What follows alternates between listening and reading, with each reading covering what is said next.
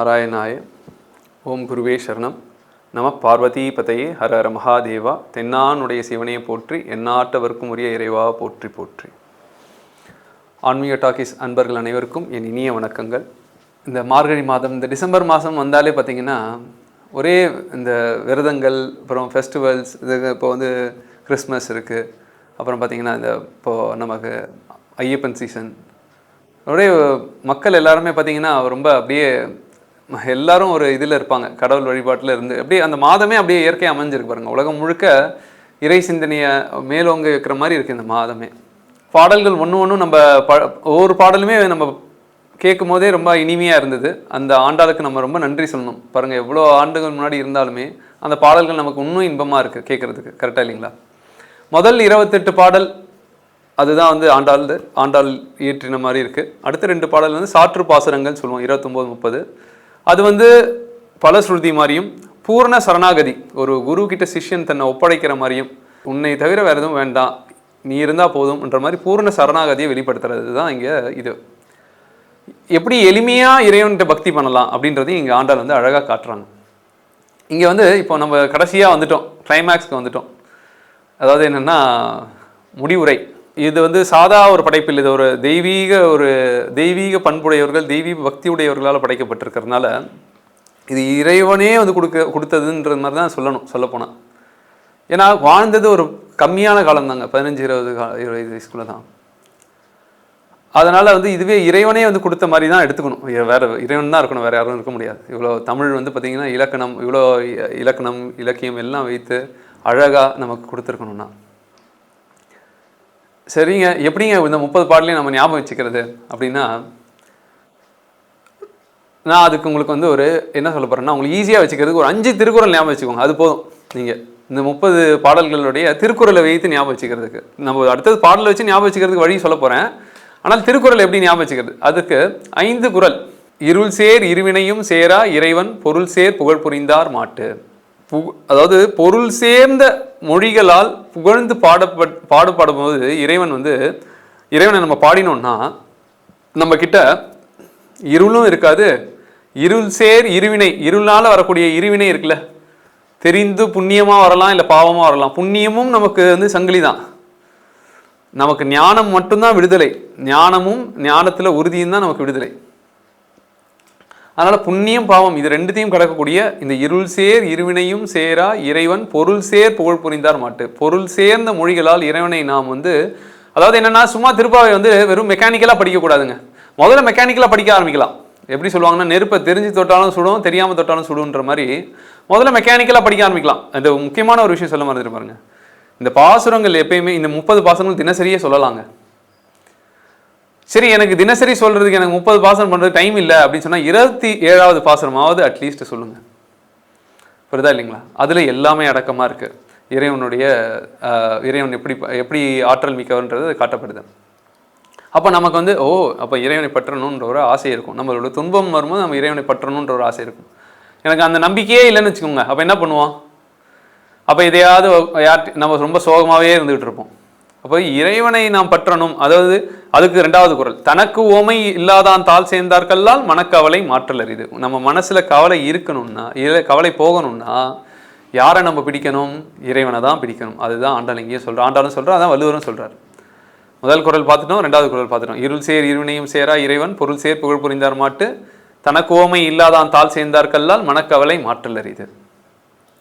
இப்போ வந்து 3வது குறள், பொறிவாயில் ஐந்தவித்தான் பொய்த்தீர் ஒழுக்க நெறி நின்றார் நீடு வாழ்வார். என்ன சொல்றாரு பாருங்க, இது ஆண்டாலும் இதாக சொல்றார். நம்ம நோன்பு இருக்கும் போது என்ன பண்றோம்? இறைவனை நாம புரிந்து கொள்ளணும், வாழ்க்கையை புரிந்து கொள்ளணும்னு நினைக்கும் போது எல்லா விஷயங்களும் நாம தவிர்த்து வைக்கணும் அப்படின்றத சொல்றோம். நாம் அலங்காரத்துக்கு கொடுக்க மாட்டோம், நிறைய டைம் வந்து நம்ம வேஸ்ட் பண்ண மாட்டோம் வீண் விஷயத்துக்கெல்லாம். எது இம்பார்ட்டண்ட்டோ அதுக்கு நேரத்தை கொடுப்போம். கரெக்டா இல்லைங்களா? அதான் சொல்றாங்க, பொறிவாயில் ஐந்தவித்தான். இறைவன் எப்படிப்பட்டவர்னா எல்லா பொறிகளும் தன்னுடைய வசத்துல வச்சிருக்கார். அவரே வீக்னஸ் இருக்கு அப்படின்னா அவர் எப்படி மக்கள் எல்லாம் காப்பாற்ற முடியும்? இப்போ இறைவன்கிட்ட வீக்னஸ் இல்லாத ஆளாக இருந்தால் தான் நம்ம அவரை போய் நம்ம பிடிக்க முடியும். கரெக்டாக இல்லைங்களா? இப்போ கிருஷ்ணரை பிடிக்கிறாங்க, ஐயப்பனை பிடிக்கிறாங்க, முருகரை பிடிக்கிறாங்கன்னா என்ன காரணம்? பிள்ளையாரை பிடிக்கிறாங்க, சிவனை பிடிக்கிறாங்க, பெருமாள். அவங்க யாருக்கிட்டையும் வீக்னஸ் கிடையாது. அவங்க எப்பயுமே வந்து குணத்தில் சிறந்தவங்களாக இருக்காங்க. சிறந்தவங்களா இருக்காங்க அப்படின்றாங்க. அதனால பொறிவாயில் ஐந்தவித்தான் பொய்த்தீர் ஒழுக்க நெறி நின்றார். அப்போ இறைவனை பற்றி கொண்டு அதே மாதிரி நாமளும் ஒழுக்கத்தில் இருந்தோம்னா நாம் எப்படி இருப்போம்? நீடு வாழ்வோம். அதற்கான உதாரணம் தான் ஆண்டாளுங்க, வள்ளுவர், பாரதியார். இந்த உலகத்தில் நாம் வந்து எதற்காக வாழறோம் அப்படின்னு கேட்டோன்னா எல்லாரும் சொல்லுவாங்க, ஒரு ஜான் வயிற்றுக்காக வாழறோம் சார் அப்படின்னு சொல்லுவாங்க. சரிங்க, சாப்பாட்டுக்கு கிடைச்சதுக்கப்புறம் என்ன பண்ண முடியும்? உயிர் வாழணும். சரி, உயிர் வாழறது எப்படி வாழணும்? சும்மா எல்லாரும் தான் ஜீவராசியும் வாழுது, நானும் வாழறேன் அப்படி இல்லை. மனிதன் என்ன பண்ணணும்னா, இது அழகாக சொல்கிறாங்க, ஒரு மகான் என்ன சொல்கிறாருன்னா, மனிதன் வந்து சாப்பிட்றதுக்கு உயிர் வாழறதுக்காக சாப்பிடணும். அதுக்கப்புறம் என்ன பண்ணணும்? ஏன் உயிர் வாழணும்? உண்மையை தெரிஞ்சுக்கிறதுக்காக உயிர் வாழணும். உண்மையை தெரிஞ்சுக்கிறதுக்காக உயிர் வாழணுன்றதை நம்ம புரிந்து கொள்ளணும். அது மனித பிறவியில் மட்டும்தான் நாம் தெரிஞ்சுக்க முடியும். அந்த உண்மையை நான் தெரிஞ்சுக்கிட்டதுக்கப்புறம் என்ன பண்ண போகிறேன்? அந்த உண்மையை நான் தெரிஞ்சதுக்கப்புறம் நான் வந்து இதுக்கப்புறம் பொய்யில் போய் நான் உழல மாட்டேன். தேவையில்லாத விஷயத்தில் போய் நான் வந்து இதுவாக மாட்டேன். புரிதா இல்லைங்களா? இவ்வளோதாங்க விஷயம். இந்த விஷயம் நம்ம தெரிஞ்சுக்கிறதுக்கு தான் இப்போ வந்து ஆண்டாள் வந்து இந்த மாதிரி வந்து என்ன பண்ணணும், நான் முதல்ல எடுத்தோன்னே இளமையிலே இந்த விஷயங்களை பண்ணணும். எல்லா வயசானதுக்கப்புறம் நான் போய் இப்போ வந்து பாவை நோன்பு இருக்க போகிறேன் அப்படின்னு சொன்னால் அது சரி வருமா? அதே மாதிரி இந்த பாவை நோன்பு முக்கியமான இன்னொரு விஷயம் என்னென்னா, இந்த பாவை நோன்புன்றது வந்து இவங்களுக்கு மட்டும் கிடையாதுங்க. அதாவது பெண்களுக்கு மட்டும் தான் கிடையாது. நான் முன்னுரையில் முதல்ல அப்படி சொல்லியிருப்பேன். ஆனால் இதில் வந்து பெண்களுக்கு மட்டும் கிடையாது, இது எல்லாருக்குமே ஜீவர்களுக்காக கொடுக்கப்பட்டது. யாரெல்லாம் மனித பிறவியில் இருக்காங்களோ உலகத்தில் இருக்கக்கூடிய எல்லாருக்குமே இது கொடுக்கப்பட்டிருக்கு. எதற்காகனா, அதாவது மனிதனுக்கு முதல்ல இங்கே இருக்கக்கூடிய தேவைகள் இருக்கும். இந்த உலகத்தில் இருக்கக்கூடிய தேவைகள் தேவைப்படும். உண்ண உணவு, உடுத்த உடை, இருக்க இடம், படுக்கப்பா, இதெல்லாம் தேவைப்படும் மனிதனுக்கு. ஆனால் இது மட்டுமே போதுமான்னு கேட்டால் போதாது. அவன் மனதை நிம்மதியாக அமைதியாக வைத்துக் கொள்றதுக்கு அவனுக்கு ஒரு ஞானம் தேவை. அதுதான் பறைன்னு இங்கே சொல்கிறான் இந்த ஆண்டாள். அது எனக்கு பறை, நாராயணன் நமக்கே பறை தருவான் அப்படின்னு சொல்கிறான். இப்போ வந்து அந்த ஞானம் நமக்கு தேவை. அப்போது என்ன விஷயம்னா, இந்த ஞானத்தை எல்லாருமே அடையணும். ஜீவனாக பிறந்திருக்கக்கூடிய எல்லாருமே அடையணும். ஆனால் நம்மளை அடைய விடாமல் தடுக்கிற விஷயங்கள் என்னன்னு பார்த்தீங்கன்னா நிறைய விஷயங்கள் இருக்குது. இது நம்மளுடைய மனசே நம்மளுக்கு வந்து என்னவா இருக்குது? எதிரியாக இருக்குது, பெரிய எதிரியாக இருக்குது. நம்ம என்ன பண்ணுது? லேசினஸ்ன்னு சொல்கிறோம், சோம்பேறித்தனம் இருக்குது. நெடிநீர், மறவி, துயில் இவை மூன்றும் கெடிநீரால் காமக்கலன் அப்படின்னு சொல்லிட்டு வள்ளுவர் ஒரு திருக்குறளை சொல்கிறார். இது நம்மக்கிட்டே வந்து போஸ்ட்போன் பண்ணுறது, மறந்து போகிறது, தூங்கிடுறது, சோம்பேறித்தனம் இருக்குது, இதெல்லாமே இருக்குது. இது எல்லாத்தையும் நாம் வந்து சரி செய்தால்தான் நாம் வந்து உண்மைக்கு போக முடியும். இல்லைன்னா பொய்யே நம்மளை வந்து ஆழ்த்திடும், தள்ளிடும். இப்போ நம்ம வந்து இப்போ இந்த மாதிரி ஒரு குறள் பார்த்துருக்கோம். இன்னொரு முக்கியமான குறள் பார்த்தீங்கன்னா என்ன சொல்கிறாங்கன்னா, சரி இதுலேருந்து வந்தாச்சு, நம்ம வந்து இறைவனை சார்ந்து வந்தாச்சு. அங்கே என்ன பண்ணணும்? பற்றுக பற்றற்றான் பற்றினை அப்பற்றினை பற்றுக பற்று விடற்கு அப்படின்னு சொல்கிறாங்க. அதாவது நான் வந்து இது வந்து எல்லாருக்கும் இது கொடுக்கப்பட்டிருக்கு. முதல்ல அது விஷயம். நான் விலகி வந்துட்டு என்ன பண்ணணும்? அங்கே பற்றணும் இறைவனை. நான் காலையில் எழுந்தவொடனே போயிட்டு ஒரு டிவியை போயிட்டு நியூஸை பார்க்கறது கிடையாதுங்க. எழுந்தவொடனே சில பேர்லாம் பார்த்தீங்கன்னா எழுந்தவொடனே டிவியில் பார்க்குறது, இல்லை நியூஸ் பேப்பரில் பார்க்குறது. மனசை டேவை வந்து ப்ளசண்ட்டாக ஆரம்பிக்கணுங்க, நிதானமாக ஆரம்பிக்கணும். எல்லா காரியங்களும் நிதானமாக தாங்க செய்யணும். நாம் வந்து ஒவ்வொரு காரியம் பண்ணும்போது நம்ம செக் பண்ணணும், நம்ம இது எனக்கு பிரயோஜனமா இல்லையா, நான் வாழ்க்கையில் முன்னேற்கனா இல்லையா, நான் இன்னொருத்தரையே பார்த்துட்டு இருந்தால் நான் எப்போ முன்னேறது? அந்த ஒரு விஷயத்தை நாம் வந்து எப்பயுமே வந்து நான் வாழ்க்கையில் எப்படி இருந்துகிட்ருக்கேன், நான் முன்னேற்ற பாதையில் போயிட்டுருக்கேனா, இல்லை நான் வீழ்ச்சியான பாதையில் போயிட்டுருக்கேனா அப்படின்றத நமக்கு காணணும். அப்போ வந்து அதற்கு யாரை பற்றணுமோ அவரை பற்றணும். இந்த ஒரு குறளும் நாம் ஞாபகம் வச்சுக்கணும். பற்றுக பற்றற்றான் பற்றினை அப்பற்றினை பற்று விடற்கு. புரியுதா இல்லைங்களா? இந்த குறள். அதுக்கப்புறம் யான் எனது என்னும் செருக்கறுப்பான் வானோர்க்கும் உயர்ந்த உலகம் புகும் அப்படின்னு சொல்றாரு. அதாவது என்னன்னா, முதல்ல வந்து பற்று வைத்தா இதோடைய பலன் என்ன? நான் எப்பயுமே வந்து என்கிட்ட இருக்கக்கூடிய ஒரு விஷயம், என் மனசு தான் எனக்கு எதிரியா இருக்கு, நண்பனா இருக்கு. என் மனதை நான் ஜெயிக்கிறதுக்கு நான் என்ன பண்ணணும்னா, அதில் இருக்கக்கூடிய கெட்ட விஷயங்களை நீக்கணும். யான் எனதுன்ற செருக்கு தான் மனிதனை வந்து ஆட்டி படைக்குது. ராவணன், சூரபத்மன், அப்புறம் இரண்யகசிபு, கம்சன், நம்ம நிறைய அரக்கர்கள் இந்த திருப்பாவையில் பார்த்தோம். அந்த அரக்கர்கள்லாம் வந்து கொஞ்சம் யோசிச்சாங்கன்னா அந்த மாதிரி செயல்படுறதுக்கு வாய்ப்பே கிடையாது. அப்போ எதனால்? மனசு தான் அவங்களுக்கு எதிரியாக இருக்குது. அப்போ யான் எனது என்னும் செருக்கறுப்பான் வானோர்க்கும் உயர்ந்த உலகம் புகும். இந்த குறளையும் நாம் இதுவும் திருப்பாவைக்கு நாம் இதுலேருந்து எடுத்துக்கணும். யாரை முதல்ல பற்றுக பற்றற்றான் பற்றினை அப்பற்றினை பற்று விடற்கு. இறைவன் மேலே இருக்க பற்றியும் கொடு, முதல்ல பற்று உன் மேலே கொடுன்றாங்க. இந்த பற்று விலகாமல் இருக்கிறதுக்கான ஞானத்தையும் கொடு அப்படின்றாங்க. அப்படின்னா என்ன அர்த்தம்? நானும் நீ ஒன்றா இறங்கணும்னு அர்த்தம். இதுக்கப்புறம் நம்ம 2 பேர் பிரிவே கூடாது அப்படின்னு அர்த்தம். அப்படின்ற ஒரு விஷயத்தை ஆண்டாள் இங்கே சொல்கிறார் பூர்ண சரணாகதி மூலமாக. எத்தனை வேணா ஜென்மம் கொடு, அதை பற்றி பிரச்சனை இல்லை, நீ எவ்வளோ பிரச்சனையை வேணா கொடு, ஆனால் என் மனசுலேருந்து நீ விலகாமல் இருந்தால் போதும் அப்படின்னா என்ன அர்த்தம்? இறைத்தன்மையோட நான் எப்பயுமே இறைத்தன்மையை தான் வெளிப்படுத்தணும், இறைத்தன்மை சிந்தனையில் தான் இருக்கணுன்றது தான் அர்த்தம். இதுதான் ஆண்டாளும் கேட்குறா, இதுதான் பிரகலாதனும் கேட்குறான். இப்போ பார்த்தீங்களா வரிசையாக ஒரு 5 குறள் பார்த்துருக்கோம். இது மனசில் நல்லா வச்சுக்கோங்க. இருள் சேர் இருவினையும் சேரா இறைவன் பொருள் சேர் புகழ் புரிந்தார் மாட்டு பொறிவாயில் ஐந்தவித்தான் பொய்த்தீர் ஒழுக்க நெறின்றார் நீடு வாழ்வார் தனக்குவமை இல்லாதான் தாழ் சேர்ந்தார் கல்லால் மனக்கவலை மாற்றல் அரிது பற்றுக பற்றற்றான் பற்றினை அப்பற்றினை பற்றுக பற்று விடற்கு யான் எனது என்னும் செருக்கறுப்பான் வானோர்க்கும் உயர்ந்த உலகம் புகும். இவ்வளவுதாங்க விஷயமே. இது தெரிஞ்சுக்கிட்டா திருப்பாவையிலுடைய சாரம் தான் இது, இந்த 5 குறள். எதற்காக இந்த முடிவுரை நம்ம சொல்கிறோம்? என்னால் திருப்பாவை உட்காந்து படிக்க பொறுமை இல்லைன்னா திருக்குறள் இருக்குது, அழகாக இருக்குது பாருங்கள், எவ்வளோ அழகாக கொடுத்துருக்காரு பாருங்கள். ஆனால் இங்கே நம்ம கடைசியாக ஒரு விஷயம் சொல்ல போகிறோங்க. ஆண்டாளோட பெருமையை நம்ம சொல்லி ஆகணும்ல. ஆண்டாள் எப்படிப்பட்டவன்றது இது ஆண்டாள் மட்டும் இல்லை, நீங்களும் திருப்பாவை நல்லா உணர்ந்து அந்த நோன்பு இருந்து படித்து தெரிஞ்சுக்கிட்டீங்கன்னா நீங்களும் கிருஷ்ண பக்தியில் நல்லா ஆழ்ந்து போய், இல்லை கிருஷ்ண பக்தியோ இறை பக்தியோ எந்த தெய்வத்தை நீங்கள் கும்பிட்றீங்களோ எல்லாம் ஒன்று தான். அதுதான் நம்ம ஆரம்பத்துலேருந்தே சொல்லிட்டு இருக்கோம். நீங்கள் சிவன் வச்சு கும்பிட்டாலும் சரி, பெருமாள் வச்சு கும்பிட்டாலும் சரி, முருகன் கும்பிட்டாலும் சரி, எல்லா தத்துவமும் ஒரே இடத்துக்கு தான் நம்மளை கொண்டு போகுது. இங்கே முக்கியமான விஷயம் என்னென்னா, இதை தெரிந்து கொண்டவர்கள் எப்படி இருப்பாங்கன்றத ஒரு குறள்ல வள்ளுவர் சொல்றார். அது என்ன சொல்றாருன்னா, இன்பம் விழையான் வினை விழைவான் தன்கேலிர் துன்பம் துடை தூன்றும் தூண் இன்பத்தை இலக்காக எண்ணாமல் செயலை செய்ய முற்படுபவர் தனது உறவுகளுக்கு துன்பம் துடைத்து காக்கும் தூண் போன்றவர். இப்போ ஆண்டாளுக்கு எல்லாமே தெரிஞ்சிருக்கு, கரெக்டா இல்லைங்களா? சீக்கிரமா எழுந்துக்கிறா, கோயிலுக்கு போகணுன்ற எண்ணம் இருக்கு, அதே நேரத்தில் எல்லா இறைவனை பற்றியும் எல்லாமே தெரியுது, இறைவன்கிட்ட அகலாமல் இருக்கணுன்றதும் தெரியுது. ஆனால் அவங்க தனியாகவே இருந்திருக்கலாமே இதெல்லாம் தெரிஞ்சுக்கிட்டு. ஏன் தோழிகளை கூப்பிடணும்? ஏன் தோழிகளுக்கு இதை சொல்லணும்? இதெல்லாம் ஒரு பாட்டாக ஏன் அமைக்கணும்? அப்படின்னா அவங்களுக்கு எதுவுமே ஆகிறதுக்கு அவங்களுக்கு இன்பம் தேவையில்லை. அவங்களுக்கு என்னன்னா மற்றவங்களுக்காக அவங்க உழைக்கிறது தான் அவங்களுக்கு இன்பமே.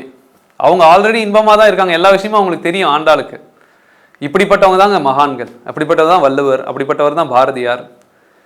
இவங்கெல்லாம் நீங்கள் கேட்கலாம், என்னங்க நீங்கள் சொல்கிறீங்க பொறிவாயில் அவிந்த வித்தான் பொய்த்தீர் ஒழுக்க நின்றால் நீடு வாழ்வார்ன்றீங்க. அப்படின்னா பார்த்தா பாரதியார்லாம் வாழலையே, 39 வயசு தான் இருந்தார். ஆதிசங்கரர் வாழலையே, 32 வயசு தான் இருந்தார். அப்புறம் விவேகானந்தர் வாழலையே, 39 வயசு தான் இருந்தார். ஆண்டாள் வாழலையே. ஏப்பா படிச்சுட்டு இருக்கிய வாழலையே? அவங்க திருப்பாவை நீ படிக்கிறதுனா அவங்க வாழ்ந்துட்டு இருக்காங்கன்னு தான் அர்த்தம். வாழறாங்கன்னா உயிரோட வாழறது இல்லை, அவங்க புகழ் நீடித்து நிற்கும்னு அர்த்தம். இப்போ அப்துல் கலாம் நம்ம பார்க்கலையா? அவர் இல்லைனாலும் நம்ம அவரை நினைக்கிறோம் இல்லைங்க. அதுதாங்க உள்ளத்தால் பொய்யாது ஒழுகின் உலகத்தார் உள்ளத்துள் எல்லாம் உள்ளன்னு வள்ளுவர் சொல்றாரு. அதாவது நீங்க யார் இது ஒரு அழகா ஒரு மகான் சொல்றாரு. அல்பா ஆயுசுனா என்ன தெரியுங்களா அர்த்தம்? யார் தன்னோட ரொம்ப நாள் வாழ்ந்து ஒண்ணுமே தெரிஞ்சுக்காம உண்மையே தெரிஞ்சுக்காம போறான்னு வச்சுக்கோங்க, அவன் தான் அல்பாயுசான். கொஞ்ச நாள் வாழ்ந்து வாழ்க்கையில எல்லாத்தையும் உண்மையெல்லாம் தெரிஞ்சுட்டு போறான்னா அவன் தான் தீர்காயுசுன்னு சொல்றாரு. இது ஒரு மகான் சொல்றாரு. இப்போ அப்போனா என்ன பண்ணணும், நாம் ரொம்ப சீக்கிரமாக உண்மை எதுவோ அதை தெரிஞ்சுக்கணும். நம்ம நேரத்தையும் காலத்தையும் வேஸ்ட் பண்ணிடக்கூடாது, ரொம்ப கவனமாக அதை ஸ்பெண்ட் பண்ணணுன்றத அங்கே ஆண்டாள் ரொம்ப கவனமாக சொல்கிறாரு. நீங்கள் தேவையில்லாத விஷயத்தெல்லாம் கவனம் செலுத்தி, ஏன்னா பின்னாடி நிறைய துன்பங்கள் வரலாம், அதெல்லாம் தாங்கிக் கொள்வதற்கு நாம் இறை சிந்தனையோட இறை தத்துவத்தை உள்வாங்கிக்கணும். அப்போ தான் நமக்கு அது தக்க பலமாக இருக்கும். எப்படி அர்ஜுனனுக்கு போர் கடைசியில் நிற்குதோ, நமக்கும் அதே மாதிரி நிறைய களம் நிற்கும். அந்த களத்தில் நாம் தயாராக இருக்கணும்னா நாம் இறை பக்தியோடு இருந்து இறை தத்துவத்தை உள்வாங்கிறது ரொம்ப விஷயம். அதான் சொல்லுவாங்க, work for clarity, work with clarity. கிளாரிட்டிக்காக ஒர்க் பண்ணணும், கிளாரிட்டியோட ஒர்க் பண்ணணும். இது இங்கே ஆண்டாள் இது நற்பாமாலை சொன்னோம். இங்கே ஒரு விஷயம் என்னன்னா, இங்கே ஒரு ரொம்ப ஒரு நுணுக்கமான ஒரு விஷயம் இருக்குது. இதை நாம் தெரிந்து கொள்ளோம்னா ரொம்ப ஆனந்தமாக இருப்போம், வாழ்க்கையில் எப்பயுமே ஆனந்தமாக இருப்போம். ஆண்டாள் பூமாலையை பெருமாளுக்கு சாத்துறா, இந்த பாமாலையை நமக்காக கொடுத்துருக்கா அப்படின்னு நம்ம சொல்கிறோம். நமக்காக கொடுத்துருக்காதா இல்லை பெருமாளுக்காக கொடுத்துருக்காளா? 2 பேருக்குமாவும் கொடுத்துருக்காங்க. அப்போ 2 பேர் இருக்காங்களா, ஒருத்தர் இருக்காங்களா? இங்கே பார்த்தீங்கன்னா, இங்கே நான் சொன்னேன் அரங்கம்ன்றது வெறும் இல்லை, வேற யாரும் கிடையாது, ரங்கன் தான் அந்த அரங்கமாக இருக்கான் அப்படின்னு சொல்கிறோம். அப்போ என்னன்னா, குரு சிஷ்யன் மக்கள், இந்த ஜீவன் மக்கள், இது எல்லாம் ஒரே அமைப்பு தாங்க, புரியுதா இல்லைங்களா? இறைவன் வேற நம்ம வேற கிடையாது. அதனால்தான் நமக்கு பார்த்தீங்கன்னா, நம்ம கிட்ட அறியாமையா இருக்கிறதும் இறைவன் தான், நம்ம கிட்ட அறிவா புலன்படுறதும் இறைவன் தான். ஆனால் மனிதர்கள் வந்து அந்த அறியாமையோடய வாழ்ந்துட்டு போறதுக்காக இல்லை, அறியாமையிலிருந்து விலகி அறிவு அடையணுன்றது, அறியாமையா வைக்கிறதும் இறைவன் தான். ஆனால் அந்த அறியாமையிலிருந்து விலகி அறிவை அடைந்து அதற்கப்புறம் அறியாமையும் அறிவையும் கடந்து போகணும், அதுதான். புரியுதா இல்லைங்களா? அதனால தான் நீங்கள் லலிதா சஹஸ்ரநாமத்தில் பார்த்தீங்கன்னா வித்யா அவித்யா ரூபினின்னு அப்படின்னு வருது. அதாவது என்ன, ரெண்டுமாவும் அவங்க தான் இருக்காங்க அப்படின்ற ஒரு விஷயம் இருக்கு. ரெண்டாவது விஷயம் பார்த்தீங்கன்னா எல்லா இந்த உலக விஷயங்களுக்கெல்லாம் அப்பாற்பட்டதாக இருக்கிறாங்கன்னு சொல்கிறாங்க. அப்போனா என்னென்னா எதற்குமே பிடி கொடுக்காத தனியாக இருக்காங்க அப்படின்னு அர்த்தம்னா என்ன அர்த்தம்னா இறைவன் ஒருவர் தான் இருக்கிறார். அதனால தான் ஆண்டாள் வந்து இந்த பாமாலையை பூமாலையை இறைவனுக்கு சாத்தின மாதிரி இறைவனுக்கு தான் சாத்தியிருக்கா பாமாலையை. நாமும்ன்றதும் அந்த இறைவன் தான் அர்த்தம், எல்லாமும் இறைவன் தான் இருக்கிறாருன்றது தான் அர்த்தம். இதில் நீ நான்ன்றதெல்லாம் வேற்றுமை இல்லை, ஒன்று தான் இருக்குது. அதுதான் பாரதியார் இங்கே சொல்வார், நான் என்னும் பொய்யை நடத்துவோன் நான், ஆன பொருள்கள் அனைத்திலும் ஒன்றாய் தூய அறிவாய் விளங்கும் முதற் ஜோதி நான் அப்படி சொல்லுவார். அப்போ என்ன விஷயம்னா அந்த ஒரு கரு மூலம் தான் இங்கே ஆண்டாள் புரிந்து இருக்கிறதுனால தான் என்ன பண்ணுறாருன்னா அவள் எப்பயுமே ஆனந்தமாக இருக்கா. எப்பயுமே அவளுக்கு தூக்கம் இல்லைன்னா கூட பரவாயில்ல, அவள் பாட்டு ஆனந்தமாக இருக்கிறதுக்கு காரணம் என்னென்னா அவள் எப்பயுமே இறை தத்துவத்தில் இருந்துகிட்டு இருக்கா.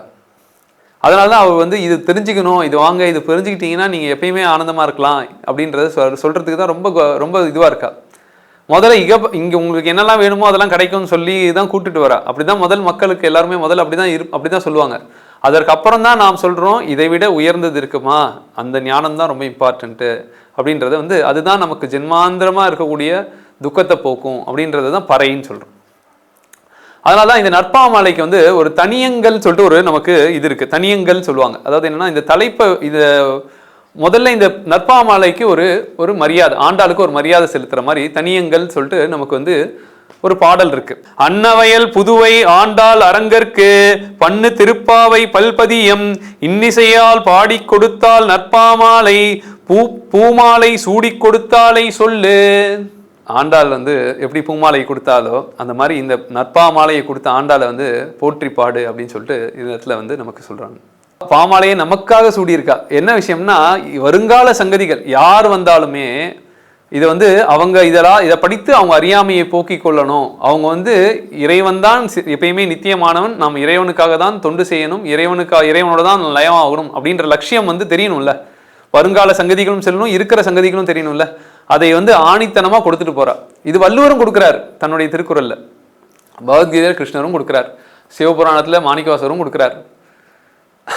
நீ எந்த சாமியை பிடிச்சாலும் அதே தத்துவத்துல தான் வந்து நீங்க முடியணும். எல்லா வருங்கால சங்கதிகளுக்கும் இப்போ இருக்கக்கூடிய சங்கதிகள் எல்லாருக்கும் தன்னுடைய என்ன லட்சியம்ன்றதை கொடுத்துட்டு போயிடுறா. புரியுதா இல்லைங்களா? என்ன எப்படி இருக்கணும், எப்படி அணுகணும், எப்படி என்ன லட்சியம் அப்படின்றத ஒரு குரு எப்படி வந்து சீடனுக்கு கொடுப்பாங்களோ அந்த மாதிரி கொடுத்துட்டு போயிடுறாரு. அதே தான் வள்ளுவரும் கொடுத்துட்டு போறாரு. அவர் வந்து அதனால தான் பாரதியார் வள்ளுவர் என்ன சொல்றாருன்னா வள்ளுவன் தன்னை உலகினுக்கே தந்து வான்புகழ் கொண்ட தமிழ்நாடு அப்படின்னு சொல்றாரு. முக்கியமான விஷயம்னா வள்ளுவர் என்ன பண்ணியிருக்காங்க, தமிழ்நாட்டு மக்களுக்காக மட்டும் எழுதலைங்க. புரியுதா இல்லைங்களா? வள்ளுவன் தன்னை உலகினுக்கே தந்து வான்புகழ் கொண்ட தமிழ்நாடு. அதே மாதிரிதான் ஆண்டாள் திருப்பாவையை நமக்கு மட்டும் தரல, இந்த உலகத்தில் இருக்கக்கூடிய எல்லாருக்கும் தான் கொடுத்துருக்கா. காலங்காலமா எவ்வளோ ஜென்மம் வந்தாலுமே இந்த பாடலை கேட்டு அவங்க வந்து நற்கதி அடையணும். ராமாயணமும் அப்படிப்பட்டது தான், மகாபாரதமும் அப்படிப்பட்டது தான். வியாசர், வால்மீகி யாருமே அவங்களுக்கு ஏதாவது இதுக்காக ஏதோ ஒரு சன்மானம் எதிர்பார்த்தாங்களா? அவங்க பேர் நிற்கணும்னு எதிர்பார்த்தாங்களா? நான் சந்தோஷமா இந்த ஞானத்தை அடைந்து இந்த இறைவனை நான் ரசித்து ருசித்து இந்த வாழ்க்கையை நான் வாழ்ந்து முடித்துள்ளேன். அதே போல் நீங்களும் இறைவனோடு இருந்து அந்த தத்துவத்தை உள்வாங்கி ருசித்து வாழ்ந்து வாழ்க்கையை நிறைவு செய்யுங்கள்ன்றதான் அவங்க எதிர்பார்க்குறாங்களே தவிர அவங்க வந்து அவங்க பேர் நிற்கணுன்றத ஒரு நாள் கூட அவங்க கனவுல கூட நினைச்சது இல்லை.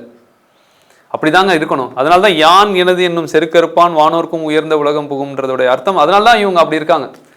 அவங்க என்ன ஏதாவது அவங்க ஒரு இது இவ்வளோ காலம் அவங்க பேர் நிற்கணுன்ற ஒரு எண்ணத்துக்காக எழுதினாங்களா? இல்லவே இல்லை.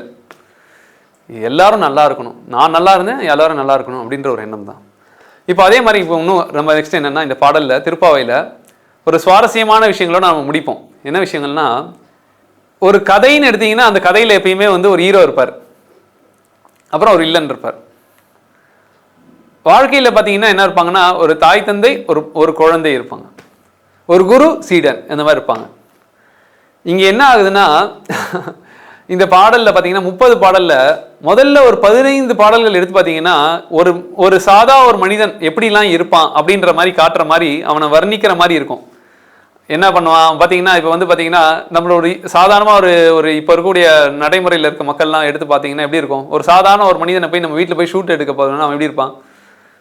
தூங்கி எழுந்துக்கிறதே காலைல லேட்டாக இருக்கும். அவங்க வீட்டில் கத்திக்கிட்டே இருப்பாங்க, எழுந்துக்க மாட்டான். அப்புறம் ராத்திரிலாம் உட்காந்து டிவி பார்ப்பான், இல்லை கம்ப்யூட்டர் பார்ப்பான், செல்லில் பார்த்துட்டு இருப்பான். இல்லை ஏதாவது போய் சைலண்ட்டாக எதாவது பண்ணுவான், ஏதாவது வம்பு கொண்டு வருவான் சண்டை போட்டு. அப்புறம் வந்து அதாவது என்னென்னா எதையாவது புதுசு ஏதாவது பண்ணிக்கிட்டே இருப்பான். நீங்கள் ஒரு வீட்டில் நடக்கிறதெல்லாம் கேமரா எடுத்து ரெக்கார்ட் பண்ணிங்கன்னா தெரியும், ரொம்ப நமக்கு வேடிக்கையாக இருக்கும். அந்த மாதிரி தான் இந்த முதல் 15 பாட்டில் பார்த்தீங்கன்னா ஒரு மனிதன் எப்படி இருக்கான், வேடிக்கையாக இருக்கான், ஒரு லேசியாக இருக்கான், சோம்பேறித்தனமாக இருக்கான், அப்புறம் வந்து தன் வாழ்க்கையில் ஒரு குறிக்கோளே இல்லாமல் இருக்கான், லட்சியம் இல்லாமல், புரிதலே இல்லாமல் இருக்கான். அப்புறம் வந்துட்டு அப்படி இருக்கிற ஆளை வந்து டிஸ்கிரைப் பண்ணுற மாதிரி ஒரு 15 பாடல். அவன் ஏன்னா ஆண்டாள் போய் வந்து காலையில் எழுப்புறாங்க, வரமாட்டேங்கிறாங்க, கூப்பிட்றாங்க. ஆனால் ராத்திரி முன்னாடி நாள் என்ன சொல்கிறாங்க, நான் கண்டிப்பாக நான் ஒன்று எழுப்புறேன், நீ எழுப்பு அப்படின்லாம் பேசுகிறாங்க. காலையில் கூப்பிட்டா எழுந்துக்கிறதே இல்லை. அங்கே வந்து அந்த ஹீரோ வந்து இங்கே என்ன பண்ணுறாரு, ஹீரோ தான் எல்லாரையும் தட்டி கூப்பிட்டு போகிறார். அங்கே ஹீரோ தான் ஆண்டாளாக ஹீரோ மாதிரி இருந்து, ஹீரோன்னு சொல்ல முடியாது, ஹீரோன்னு சொல்லலாம், குருன்னு சொல்லலாம், குரு மாதிரி வழி நடத்தி கூப்பிட்டு போகிறார். இதுதான் இந்த 15 பாடலில் நம்ம பார்க்குறோம். அதில் வந்து பார்த்தீங்கன்னா முதல்ல காலையில் குளிக்கிறதுக்காக வாங்க அப்படின்னு கூப்பிட்றா. என்ன சொல்கிறா? நீராட போதுவீர் போதுமினோ, பில்லாய் எழுந்திராய், நாயக பெண் பிள்ளாய் திரவேலோர் எம்பாவாய், பாவாய் எழுந்திராய், வா சீக்கிரம் எழுந்து வா, ஏம பெருந்துயில் மந்திர பாட்டாலோ. இது மட்டும் இல்லாமல் என்ன பண்ணுவாங்கன்னா, நம்ம வீட்டிலலாம் பார்த்தீங்கன்னா இந்த 15 பாட்டில் இன்னொரு வேடிக்கையான விஷயம் பார்த்தீங்கன்னா, வீட்டில் சரி இப்படி தான் இருக்கான்னு பார்த்தா வீட்டில் திட்டும் விழும். பார்த்தீங்களா, நீ இன்னும் இப்படி இருக்கியே அப்படின்னு கும்பகர்ணகிட்டே இருந்து தூக்கத்தை வாங்கிட்டியா அப்படிலாம் கூட நடுவில் சொல்கிற ஆண்டாள். அதாவது என்னென்னா வீட்லேயே திட்டுவாங்க நிறைய விஷயங்கள். ஃபஸ்ட்டு எடுத்தோடனே கண்ணு ஏந்துக்கோன்னுவாங்க, அப்புறம் வந்துட்டு ஏந்துக்கிறியா இல்லையா அப்படின்னு சொல்லுவாங்க. அதுக்கப்புறம் வந்துட்டு இல்லைம்மா 5 நிமிஷமா 10 நிமிஷமா சொல்லிக்கிட்டே இருப்பான் பையனோ பொண்ணும். அதுக்கப்புறம் பார்த்தீங்கன்னா அப்புறம் தான் வந்து என்ன ஆகுன்னா, ஃபஸ்ட்டு தண்ணி எடுத்துகிட்டு வந்து ஊற்றிடுவேன். சில பேர் தண்ணியே ஊற்றிடுவாங்க வீட்டிலலாம் எழுப்புறதுக்கு. அப்படி வந்து அதிரடியாகவும் பண்ணுவாங்க. இங்கே சில இடத்துல என்ன பண்ணுவாங்க, காஃபி ரெடியாக இருக்க வரியானோடனே காஃபிக்காக சில பேர் குடிக்கிறதுக்காக எழுந்துப்பாங்க. ஸோ இந்த மாதிரி ஒருத்தருக்கு வேடிக்கையாக இருக்கும். இதே மாதிரி தான் இங்கேயும் போகுது. முதல்ல ஆண்டாள் வந்துட்டு நீ எல்லாம் என்ன சொல்கிறது ஒன்றா இருக்குது, செய்கிறதா ஒன்று இருக்குது அப்படின்னு ஒரு இடத்துல வந்து திட்டுறா. இன்னொரு இடத்துல வந்து பார்த்தீங்கன்னா, நீ எவ்வளோ நல்ல பொண்ணு, சீக்கிரம் நீ நல்ல பொண்ணு, ரொம்ப அழகான பொண்ணாச்சு, நீ வராமல் இருக்கலாமா, எல்லாரும் வந்துட்டாங்களே அப்படின்ற மாதிரியும் இது அம்மா ரெண்டுமே பண்ணுவாங்க. ஒன்று தட்டியும் கொடுப்பாங்க, இன்னொரு இடத்துல வந்துட்டு அடிச்சும் நம்மளை வந்து எழுப்புவாங்க. அந்த மாதிரி தான் ஆண்டாலும் இங்கே அழகாக இந்த அணுகுமுறை வந்து பார்க்கறதுக்கு ரசிக்கணும். இந்த திருப்பாவையை ரசிக்கிறதுக்காக இந்த நம்ம முகவுரை பார்த்துட்டு இருக்கோம். எவ்வளோ அழகாக இருந்திருக்கு பாருங்க. தோற்றமாய் வந்து திற ஏற்றுக்கு உறங்கும் பொருள், இனிதான் எழுந்திராய் இதென்ன பேருறக்கம், பள்ளி கிடத்தியோ பாவாய் நீ நன்னாளால், நங்காய் எழுந்திராய், ரொம்ப அழகானவளே எழுந்துரு. அப்புறம் வந்து சில்லன்றேன் மீன் நன்கையீர் போதற்கின்றேன் அப்படின்ட்டு ஒரு பாடலில் சொல்கிறாங்க. அதாவது சில இடத்துல தட்டி கொடுத்து எழுப்புறாங்க, சில இடத்துல வந்து கண்டிப்பாகவும் எழுப்புறாங்க. இதுதான் ஒரு குருவோடைய லட்சணம். எப்பயுமே ஒரு குரு வந்து என்ன பண்ணணும்னா, எப்பயுமே ஒரு தலைவன் எப்படி இருக்கணும்னா, எங்கே அனுசரித்து போகணுமோ அங்கே அனுசரித்து போகணும். எப்பயுமே நான் ஸ்ட்ரிஃபாக தான் இருப்பேன், எப்பயுமே வந்து நான் வந்து இப்படி தான் முறைச்சிட்டு தான் இருப்பேன் அப்படின்னு சொன்னால் வேலை நடக்காது. சில இடத்துல தட்டி கொடுத்து போகணும், சில இடத்துல நாம் வந்து சில இடத்துல கொஞ்சம் ஸ்ட்ரெயிட் ஃபார்வர்டாக, சில இடத்துல கொஞ்சம் ஸ்ட்ரிக்டாக தான் இருந்தாகணும்.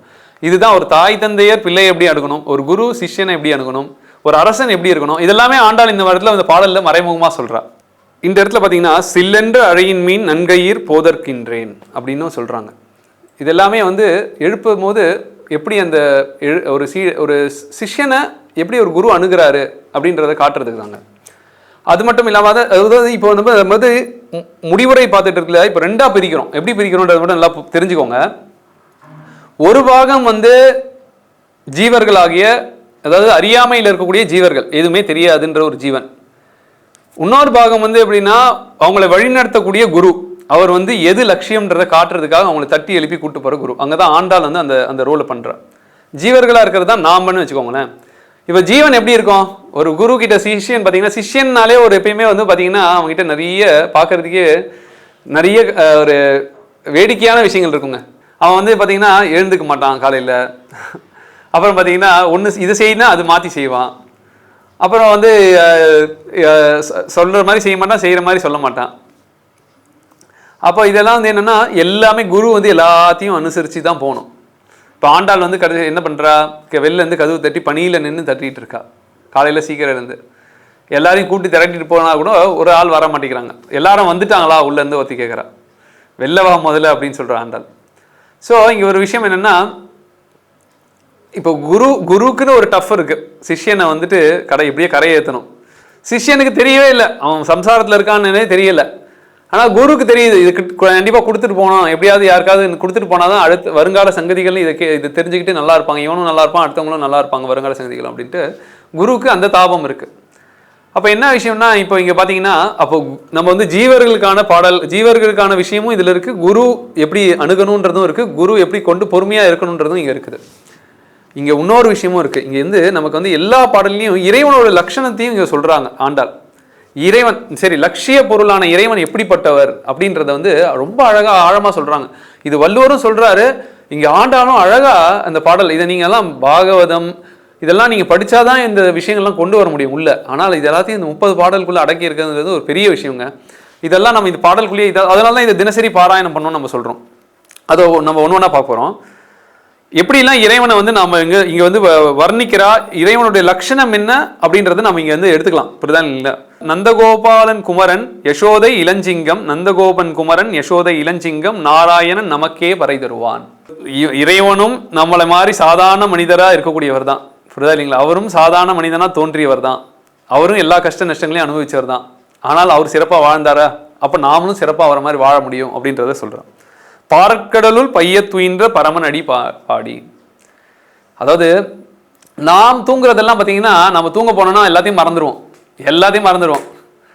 உணர்வற்ற உணர்வு, அதாவது அறியாமையில் உள்ளே போயிடுவோம். அதுக்கப்புறம் காலையில் என்ன பண்ணோம் ஏது பண்ணோம் எதுவுமே மறந்துடுவோம். அதுக்கப்புறம் தான் ஐயோ இதெல்லாம் பண்ணுமா ஞாபகம் வரும். ஐயோ எக்ஸாம் படிக்கவே இல்லையே, ஐயோ இன்னும் இது ஹோம்ஒர்க் பண்ணலையே, ஐயோ வேலைக்கு போகணுமே. ஆனால் ஆண்டவன் தூங்குறதுன்றது பார்த்தீங்கன்னா, ஆண்டவன் வந்து பாம்பு படுக்கை மேலே படுத்துட்டு இருக்கிறது வந்து அது வந்து யோக நித்ரைன்னு சொல்லுவாங்க. அந்த துயில் வந்து என்ன சொல்றதுன்னா, இது வந்து நார்மல் நம்ம உணர்வற்ற துயில் கிடையாது. இது வந்து என்னன்னா, ஒரு எப்பயுமே ஒரு விழிப்போடு இருக்கக்கூடிய யோக நித்ரைன்னு சொல்றோம். அதை புரியுதா இல்லைங்களா? அரிதுயில்னு சொல்லுவாங்க. அரிதுயில்ன்றது வந்து அவர் வந்து இறைவன் வந்து விழிப்போடு தான் இருக்கான். கண் மூடி இருக்க மாதிரி இருக்கு. ஆனால் கண் மூடிட்டா என்ன ஆகும்? இறைவன் வந்து மூடிட்டாருன்னா இந்த உலகம் இயங்குமா? எல்லாமே வந்து அவனின்றி ஓரணுவும் அசையாதுன்னு சொல்ற மாதிரி எல்லாமே இறைவனோட இயக்கத்துல தான் இயங்கிட்டு இருக்கு.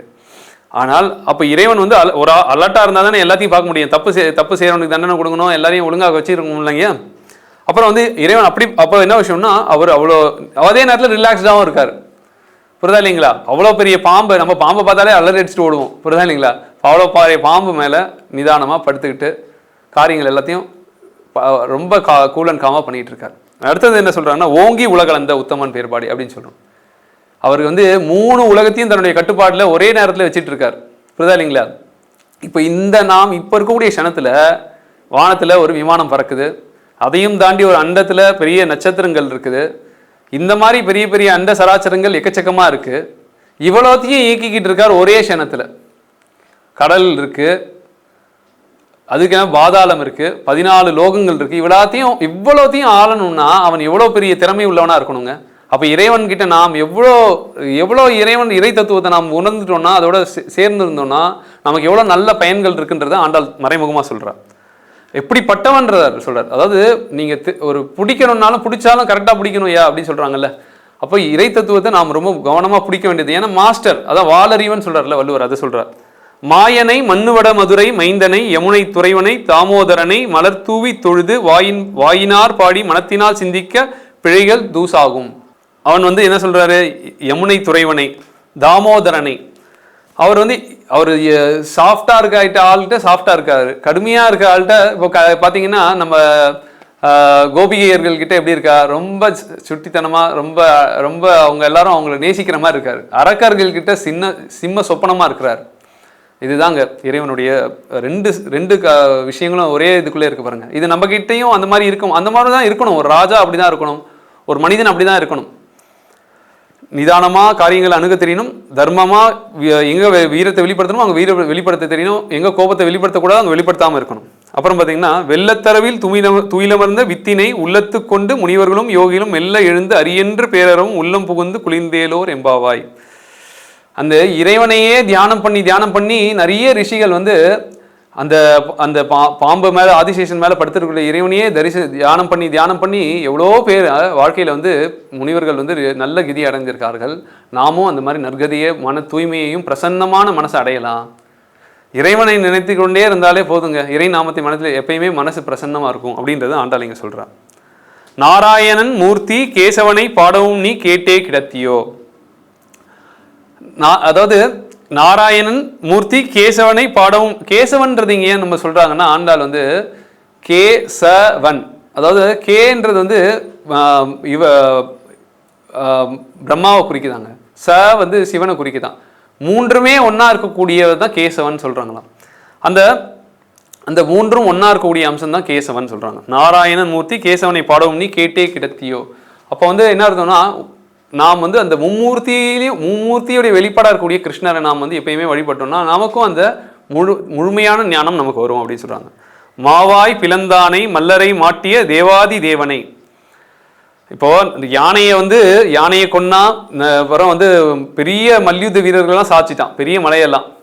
இந்த குழந்தைங்களாம் பார்த்தா என்னடா இது சின்ன பசங்களாக இருக்காங்களே, ஆனால் பண்ணுற காரியம்லாம் பெருசாக இருக்கேன்னா அதுதாங்க இறை தத்துவம்.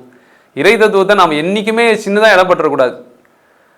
அதாவது கடுகை துளைத்து 7 கடலை புகுத்திய குரல்னு சொல்லுவாங்க. திருக்குறளை பார்த்தா 7 வார்த்தை தான் இருக்குது, 2 அடி தான் இருக்குது, 1.5 அடி தான் இருக்குதுன்னு சொல்கிறாங்க. அப்படின்னா அதுக்குள்ளே எப்படி அது வந்து எல்லாம் உலகையே நமக்கு வெளிப்படுத்துகிற அளவுக்கு குறளுடைய இது இருக்கு அப்படின்னு சொல்கிறோன்னா அது என்ன ஒரு பெரிய விஷயம் இல்லைங்க. அதுதான் இங்கே சொல்கிறார். நீங்கள் வந்து இறை தத்துவத்தை சாதாரணமாக இடம் போட்டுறக்கூடாது. அது சின்ன குழந்தையா வந்து கூட பாடம் கற்பிக்கும். முருகரா வந்து தானேங்க, முருகர் தானே பாலகுமாரன் தானே, அவர் தானே வந்து பெரிய காரியத்தை பண்ணார், பெரிய ஒரு அரக்கனை கொன்னார். கிருஷ்ணரா வந்து தானே கம்சனை கொள்றாரு. வாமன மூர்த்தியா சின்ன பையனா வந்து தானே உலகத்தையே அளக்குறாரு. அதனால நாம் வந்து எப்பயுமே வந்து ஒருத்தரை சின்னதா ஆளை பார்த்து இடப்படக்கூடாது. எங்கேயுமே நம்ம வந்து டிவினிட்டியை வந்து நம்ம எல்லா இடத்துலையும் நாம் இறை தத்துவத்தை இறைத்தன்மையை பார்க்கணுங்க. இவங்க வந்து சின்ன ஆளு அப்படின்னு சொல்லிட்டு அனாவசியமாக நடத்திடவும் முடியாது. அதுதான் ரொம்ப விஷயம். ரொம்ப பலவீனமான ஆள்கிட்ட போய் நம்ம ஒரு பலத்தை காட்டக்கூடாது. இதெல்லாமே இதில் மறைமுகமாக இருக்குது. அப்புறம் இங்கே என்ன சொல்லுவாங்க, மனத்துக்கினியானை பாடவும் நீ வாய் திறவாய். இப்போ இந்த ராமநாமம் சொல்கிறோம்ல, ராமம்னாலே இன்பம்னு சொல்கிறோம். அந்த இறைநாமத்தை மனசில் சொல்லிக்கிட்டே இருந்தாலே இன்பம் வந்துடும். அதுக்கு உதாரணமே வால்மீகி ரிஷின்னு நம்ம பார்த்துருக்கோம். நம்ம பார்த்தோம், அவர் ஒன்றும் இல்லை, ராமா கூட தெரியாது, மராமரான்னு சொல்லி கடைசியில் வந்து பெரிய ரிஷி ஆகிட்டார். அப்போ இவ்வளோ ஈஸியாக இருக்கக்கூடிய விஷயத்தை வந்து விட்டுட்டு நம்ம எதுக்கு காம்ப்ளிகேட்டடாக கஷ்டமான விஷயங்கள்லாம் போய் பண்ணணும். மனத்துக்கினியானை பாடவும் நீ வாய் திறவாய் அப்படின்னு சொல்கிறாங்க. புல்லின் வாய் கீண்டானை பொல்லா அரக்கனை கிள்ளி கலைந்தானை கீர்த்திமை பாடி. அதாவது அந்த கொக்கு வாயை பிளந்தாரு, அதுக்கப்புறம் என்ன பண்ணுறாரு, நிறைய அரக்கர்கள்லாம் வந்து கொன்று குவித்தாரு. இவ்வளோ அப்போ என்ன விஷயம்னா, அப்போ நம்ம கிட்ட இருக்கக்கூடிய கெட்ட குணங்கள் எல்லாம் போக்குறது அவருக்கு ஒன்றும் அனாவசியமான விஷயம், கரெக்டாக இல்லைங்களா? நாம் என்ன பண்ணணும்னா, நம்ம வெறும் சீக் த காட் அப்படின்னு சொல்லுவாங்க. நீங்கள் நிறைய எல்லா மதத்துலையுமே இது சொல்லுவாங்க. அப்போ என்னன்னா, நம்ம சைட்லேருந்து ஜஸ்ட் ஓப்பன் அப் பண்ணணும். நாம் வந்து தட்டுங்கள் திறக்கப்படும் சொல்லுவாங்க பார்த்தீங்களா, அந்த மாதிரி நாம் we have to open up and seek the God அப்படின்னு சொல்கிறாங்க. அதுதான் நீ ஜஸ்ட் வா அப்படின்னு சொல்லுவாங்க.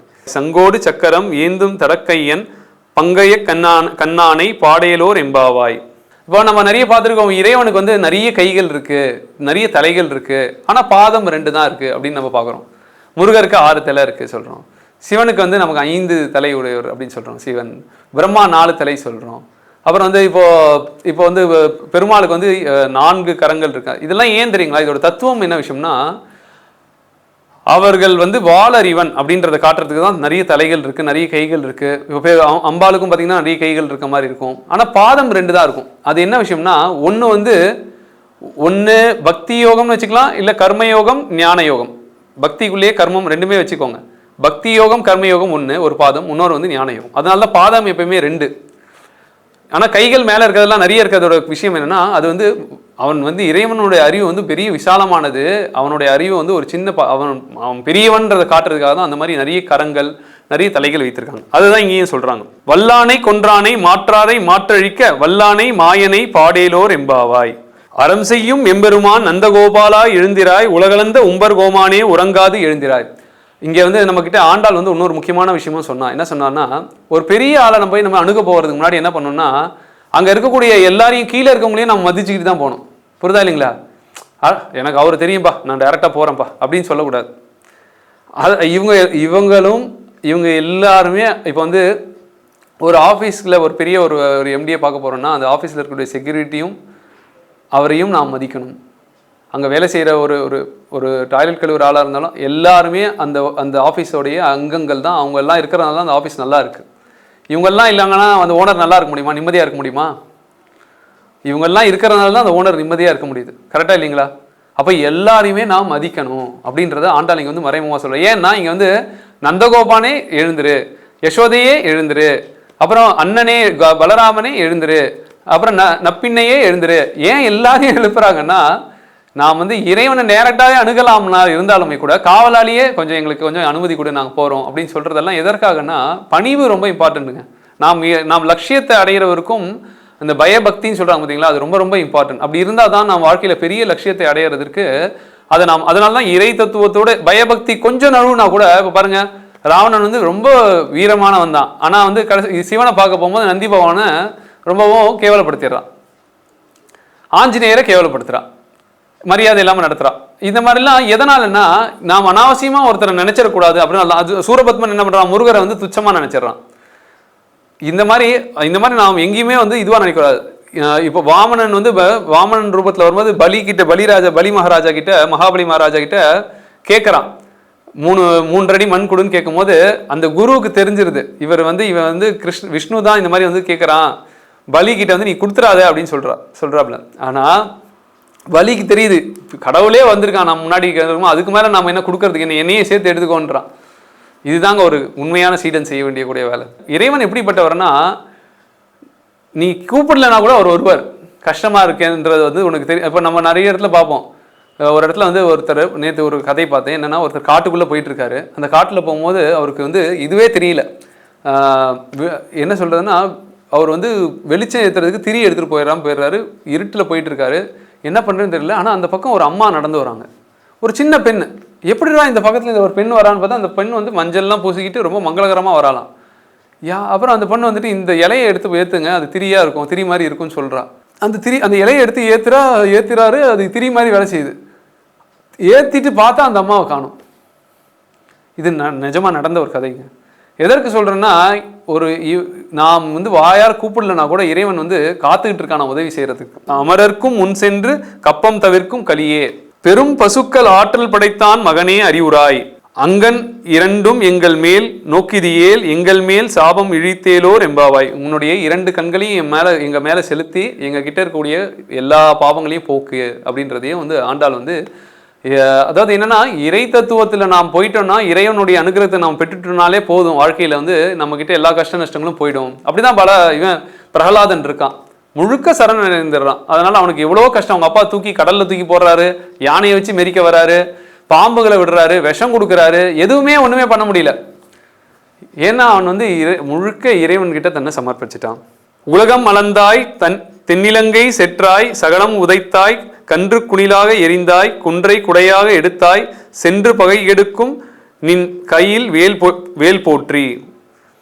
இந்த 24வது பாடல் இருக்கு பார்த்தீங்களா பாசுரத்தில், அதுவும் ரொம்ப ரொம்ப முக்கியமான விஷயங்க. அதையும் நாம் வந்து முக்கியமாக மனசில் வைத்துக் கொள்ளணும். இது ஒரு பாடல் படித்தால் கூட நமக்கு ரொம்ப நல்லது தினசரி. உலகத்தையே அளந்த ஒரே இலங்கையில் இருக்கக்கூடிய இவனை ராவணனை நீ சாய்த்திட்ட. அதுக்கப்புறம் என்ன பண்ண, எங்களுக்காக மழை வரும்போது தூக்கி கோவர்தன மலையை பிடித்த. இந்த மாதிரி நிறைய அதிசய காரியங்களை நீ செய்திருக்க. அதனால அப்படிப்பட்டவர் அப்படின்றது லட்சணத்தையும் இங்கே இறைவனுடைய லட்சணத்தை சொல்றா. அப்புறம் அது மட்டும் இல்லாமல் உன் கையில் இருக்கக்கூடிய வேல். இப்போ நம்ம பகவத்கீதையிலே என்ன சொல்றாருன்னா, ஸ்கந்தனா நான் தான் இருக்கேன் அப்படின்னு சொல்றாரு கிருஷ்ணர். முருகர் வேற கிருஷ்ணர் வேற, எதுவுமே இறை தத்துவம் வேறு வேறு கிடையாதுங்க, எல்லாம் ஒரே தத்துவம் தான். அதுதான் இங்கே ஆழமான பொருள். கஞ்சன் வயிற்றில் நெருப்பென்று நின்ற நெடுமாலே. கம்சன் வயிற்றுல வந்து புளியை கரைக்கிற மாதிரி செய்துட்டு நீ, அவன் வயிற்றுல வந்துட்டு நீ இருக்கேன்னு தெரிஞ்சவொடனே அவன் வயிற்றுலாம் எரிய ஆரம்பிச்சிருச்சு. ஐயோ நம்மளை கொல்றான் இன்னும் இருக்கானேன்றது. அப்போ என்ன விஷயம்னா, தீய சக்திகளை காண்டு நாம் வந்து எப்பயுமே கவலைப்பட வேண்டாம்னு அர்த்தங்க. நாம் நல்ல காரியங்களை இறைவன் மேலே வந்து பாரத்தை போட்டு நாம் நல்ல காரியங்களை செய்து கொண்டே போகணும். ஐயோ நாட்டில் இது சரியில்லையே, நான் போய் வந்து தற்கொலை பண்ணுறாங்க பார்த்தீங்களா சில பேர், அதெல்லாம் மூடத்தனங்க. அதாவது இறை சக்தி வந்து பொறுமையாக இருந்து தான், இதான் சொல்லுவாங்கல்ல, அரசன் அன்று கொள்வான், தெய்வம் நின்று கொள்ளும் சொல்லுவாங்க. அதனால பொறுமையாக தான் நம்ம வெயிட் பண்ணி தான் பார்க்கணும். தெய்வம் வந்து காத்திருந்து தான் எல்லா காரியங்களையும் செய்யும். ஆனால் செய்யும் போது கரெக்டாக சொல்லணும், செய்யும். அதனால் நாம் வந்து கவலைப்பட வேண்டாம், ஐயோ இந்த மாதிரி தீய சக்தியெல்லாம் வந்துருச்சேன்ட்டு. அதுதான் இங்கே சொல்கிறாங்க. அப்புறம் மாலே மணிவண்ணா ஆளினிலாய் அருளேலோர் எம்பாவாய், ஆளினிலையாய் அருளேலோர் எம்பாவாய், கூடாரை வெல்லும் சீர் கோவிந்தா, குறைவொன்றும் இல்லாத கோவிந்தா, இறைவா நீ தாராய் பறை. அதாவது நாம் ஒருத்தர்கிட்ட போய் கேட்குறோன்னு வச்சுக்கோங்களேன், அவரே வந்து கஷ்டத்தில் இருக்கிறாரு. குறைவொன்றும் இல்லாத கோவிந்தா, இறைவா நீ தாராய் பறை. அதாவது நாம் வந்து ஒருத்தர்கிட்ட போய் ஒன்று கேட்குறோன்னு வச்சுக்கோங்களேன், ஒரு யாசகம் பண்ணணும்னா கூட அந்த பர்சன் வந்து இல்லைங்க நானே கஷ்டத்தில் இருக்கேங்க அப்படின்னு சொல்கிற ஆள்கிட்ட போய் நம்ம கேட்க மாட்டோம். இல்லை நானே கவலையில் இருக்கேன், நானே மனசு குழப்பத்தில் இருக்கேன்னு சொல்கிற ஆள்கிட்ட போய் கேட்க மாட்டோம். அதனால தான் பிரகசன்னிவ பாரத அப்படின்னு சொல்லும் போது இறைவன் வந்து எப்படி இருக்காருன்னா புன்சிரிப்போடையே இருக்காராம் எப்பயுமே. அப்படிப்பட்டவர்கிட்ட தான் நம்ம வந்து எப்பயுமே வாழ்க்கையில் கவலை இல்லாதவர், எப்பயுமே வந்து நல்லா தர்மமாக இருக்கிறாரு, எப்பயுமே வந்து வளமாக இருக்கிறவர்கிட்ட போய் நம்ம கேட்கணும். அதாவது குறைவொன்றும் இல்லாத கோவிந்தா, இறைவன் எப்படிப்பட்டவன்ற ஒரு லட்சணத்தையும் இதில் சொல்கிறாங்க. அடுத்தது உன் பொற்றாமரை அடியே போற்றும் பொருள்கேளாய் ஈற்றை பறைகொள்வான் அன்றுகான் கோவிந்தா, உனக்கே யாம் செய்வோம் மாற்றன காமங்கள் மாற்றிலோர் எம்பாவாய். எவ்வளோ ஜென்மம் எடுத்தாலும் உன்னுடைய திருவடிகளே தான் நாங்கள் சார்ந்து இருக்கணும். ஏன்னா நீ தான் தலைவன். அந்த நாம் சொல்கிறோம்ல, உலகம் யாவையும் தாம் உளவாக்கலும் நிலைப்படுத்தலும் நீக்கலும் நீங்கிலா அழகிலா விளையாட்டுடையர் அவர் தலைவர் அன்னவர்க்கே சரண் நாங்களே. வங்கக்கடல் கடந்த மாதவனை கேசவனை சென்று இறைஞ்சி செல்வத் திருமாலால் எங்கும் திருவருள் பெற்று இன்புறுவர் எம்பாவாய். அந்த இறைவன் வந்து எல்லா அலிலையும் அவன் தாங்க பண்ணிட்டு இருக்கான். ஒருத்தனை முட்டாளாக வைத்திருக்கிறவங்க அவன் தான், ஒருத்தனை அறிவாளியாக வைத்திருக்கிறவங்க அவன் தான், நம்மளையும் ஒரு காலத்தில் முட்டாளாக வைத்திருக்கிறவங்க அவன் தான், அறிவுபூர்வமாக வைக்கிறவங்க அவன் தான் எல்லா லீலைகளும் பண்ணிட்டு இருக்கான். அவனை உணர்ந்துட்டோம்னா நாம் எப்பயுமே அந்த திருவருளை தான் நம்ம பார்ப்போம். எப்பயுமே வந்து அந்த அந்த அந்த இறைவனுடைய நாட்டியத்தை தான் நம்ம எங்கேயுமே நர்த்தனத்தை தான் பார்த்துக்கிட்டே இருப்போம். அதனால இங்கே வந்து நமக்கு இந்த பாடல்ல இருந்து என்ன தெரியுதுன்னா, இறைவனுடைய புகழ் பெயர் அவருடைய சிறப்பு இவ்வளோத்தையுமே நமக்கு தெரியாமையே அழகாக பாடல்களில் ஆண்டாள் வந்து கொடுத்துட்றார். அதாவது பாருங்க, ஒரு குருவா இருந்து வழி நடத்தி, தெரியாத ஆளை குருவா இருந்து வழி நடத்தி, அதே நேரத்தில் என்னென்னலாம் ஒரு குரு வந்து சீடனுக்கு கொடுக்கணுமோ எல்லாத்தையும் கொடுத்து அவங்கள கரையேற்றுறான்.